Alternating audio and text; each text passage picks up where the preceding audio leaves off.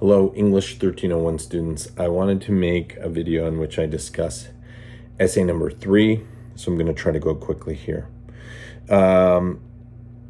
Here's my advice for essay number 3, and here's where I'm going to start.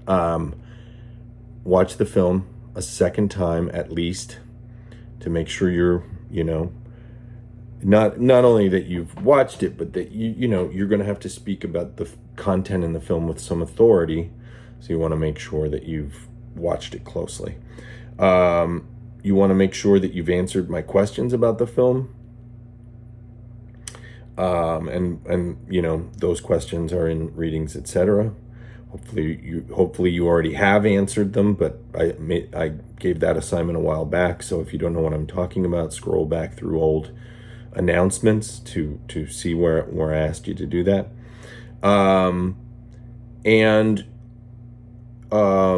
Read the assignment sheet for essay number 3 carefully. That's really important. And then I would also advise you to go back and watch the Zoom session in which we discuss the film. I do also discuss essay 3 in that video, but most of the video is about discussing the film, though we do discuss the film in terms of the paper at times. So I think in many regards, hopefully that video will be helpful. I also want to remind you that when you do submit your essay, you should have your essay number 3. Once you're done with the last page of your essay, on the next page at the top, you should begin your works cited page. In other words, you don't begin your works cited page, right after the last paragraph of your essay. You start on a new page at the top. I've seen that some people have not started on a new page in some of the papers I've been grading. Just make sure you do on essay 3. And then after that, you should have your answers to my questions about the inventor, the film.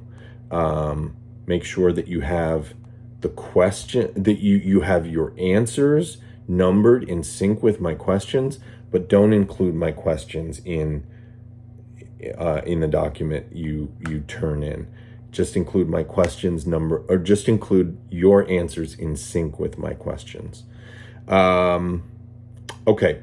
So now I'm going to switch gears and go to paragraph by paragraph, things to keep in mind. So we'll start with the introduction.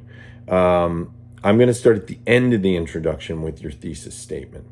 So your thesis statement should answer basically 2 different questions. The first question is just about the film, The Inventor, Out for Blood in Silicon Valley. The question is, what I'm asking you to do is to analyze the rhetorical strategy or the public rhetoric of Theranos. And in this case, I'm thinking in terms of ethos, pathos, and logos.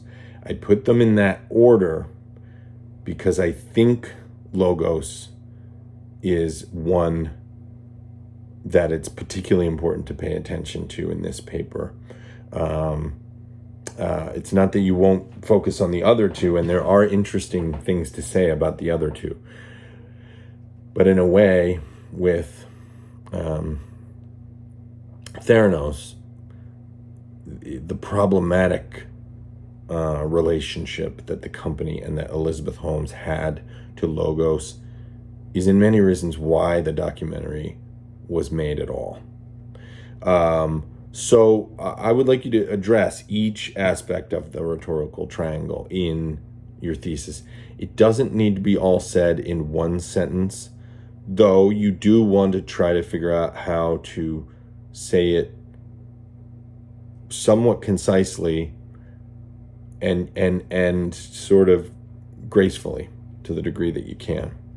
I'm going to transition to the second part of your thesis, which is, and what commonalities or important differences or important commonalities or differences do you see between this film and The Persuaders, and this film and Mr. Death. Now, I don't just mean, well, at one point a character was wearing this color shirt in this movie and they were also wearing that shirt in the other movie. I don't mean that kind of similarities or differences. I mean with regard to this issue of rhetoric. In other words, what takeaway do you have in terms of if the film The Inventor is in a way addressing the kinds of appeals Theranos did make with regard to ethos and pathos, but particularly reporting on the problematic nature of Theranos' relationship to Logos. Do you see parallels in that way to things we learned from the other two films? So, and you can address one at a time. You don't have to say everything about this. You just need to decide what it is you want to say that you think is most relevant. Okay, so that's what your thesis is going to be. So your thesis is going to be more than one sentence. I can't tell you exactly how long it's going to be, but you want to answer those questions or address those concerns. What do you do in your introduction before you get there? Well, you do for this film, you want to assume that the reader is not familiar with it in the same way that you did in your previous papers. The way I said, think of a 1301 student across the hall, so to speak, who might be a peer as far as age and what they're doing, but who, because they're in another section, they haven't watched this film. So you're sort of acquainting them with it. So you need to begin your introduction by conveying important information about the film, the full title, the director, the genre, the year it came out, and I detail these things on the assignment sheet. At the same time that you're beginning to provide an overview of the film. An overview meaning a brief summary. You don't need to tell us the entire trajectory of everything, but you need to set it up and explain enough that when the reader gets to your thesis statement or statements, the reader knows what you're talking about. So by the time you get there, they should know who Elizabeth Holmes is and that she was the leader of a corporation that was trying to produce the technology that would test blood and the problems that resulted and that kind of thing. So you can't say everything about it, but you need to lay some groundwork so it's clear, okay? All needs to flow very smoothly. So, in a perfect world. Then you get to the body of your essay. How many paragraphs are you going to have in the body of this essay? Well, I would say at least 5, because, that would account for basically ethos, pathos, and logos with regard to Theranos' rhetorical strategy, and then a paragraph each for the similarities between the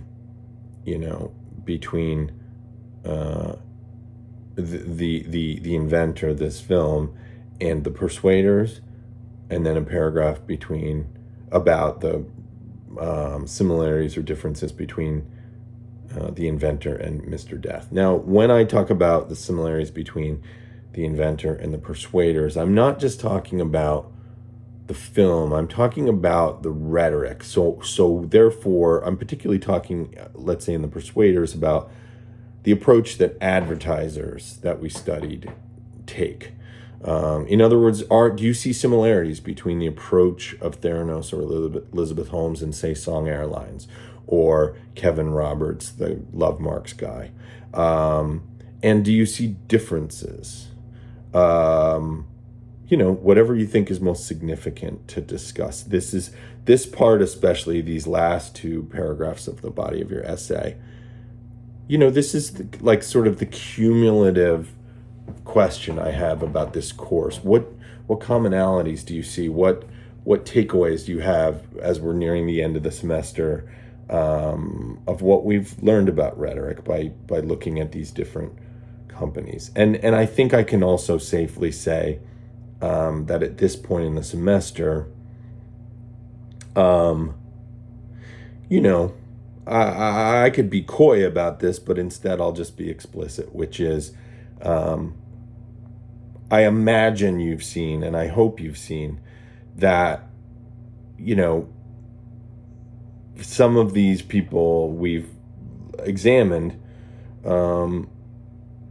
make arguments without having the soundest logos. I'm not saying that Douglas Rushkoff or the makers of The Persuaders are lacking strong logos. You know, I'm not saying Errol Morris lacks strong logos. I'm not saying Alex Gibney, who's the filmmaker who made The Inventor, lacks logos. I'm talking about the people in the film. You know, whether it's Elizabeth Holmes in the film we most recently watched, Song Airlines in The Persuaders, or Fred Leuchter. By the way, as I'm saying it, when I'm talking about the rhetoric of Fred Leuchter, I'm particularly talking with regard to the Zundel trial, the Leuchter report, and the Holocaust-related things. As far as what he says about electric chairs,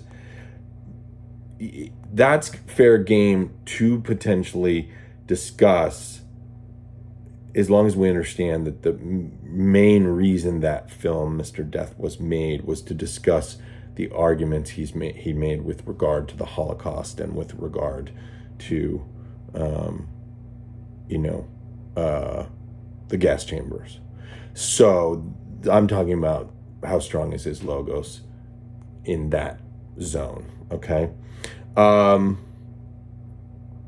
So, again, a few paragraphs dealing with the rhetoric of Theranos or Elizabeth Holmes, maybe a couple more paragraphs that deal with the second part of your thesis, which is the relationship between this film and the other two films.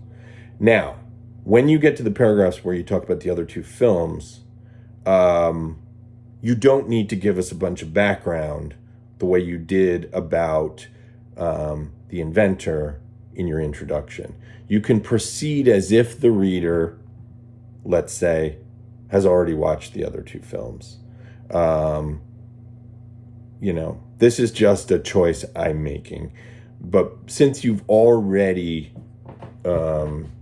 introduced us to those films in your other papers, you don't need to do that here. Here you can proceed as if we know who Fred Leuchter is. I mean, if it feels like you need to refresh it a little bit, I'm not saying don't, I'm not putting a ban on it, but I'm just saying you don't need to suddenly give us a summary of Mr. Death or of The Persuaders. You can proceed as if we already read the overview you gave us in your other papers. I'm looking at the clock and I see that I'm at almost 14 minutes and therefore I think I'm going to have to make one more video. So let me finish talking about body paragraphs by saying you want to make sure you have this sequence that I've sort of asked you to have in each of your papers, where a body paragraph begins with a topic sentence that announces the focus of the paragraph, but that also connects to some aspect of your thesis statement. Topic sentence, first sentence, which is a claim. Once you've made your claim at the beginning of a body paragraph, then that should lead you to evidence in the form of either describing a scene, providing a quote, something that will support what you're saying. Then you want to explain that and or analyze that, and then you want to connect it back to your original claim. That's the process you go through. I'll say more in the next video, but I'm going to end this one here.